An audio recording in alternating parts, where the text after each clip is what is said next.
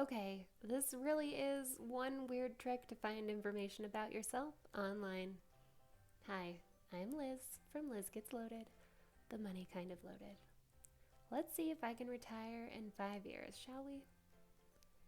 Now let's get one thing straight first. I make videos about money, but you should probably be careful taking financial advice from someone whose username implies she might be drunk. I'm on the path to FIRE. It stands for financial independence, retire early, though I personally much prefer the term work optional. Today I'm talking about how to see your own political contributions online.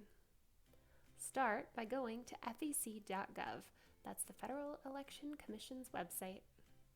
Once you're there, look for the option that says campaign finance data, and then look for the option that says all data. When you make that selection, you'll be taken to a screen with a search bar where you can search for an individual contributor name. Let's pretend that I'm Anna Wintour because that just sounds really fun to be her. Hit enter and you'll be taken to your search results. If there's more than one person with your name, you can also narrow it down by using a filter.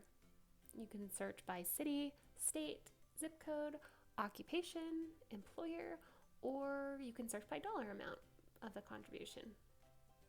If you're with me so far, hit that thumbs up button. It makes my day and it helps with the algorithm. Wondering why you might look up your contributions? A couple reasons. Maybe just out of curiosity if you can't remember what you've done in the past. Maybe to see what other people might be able to see about you if they're snooping around.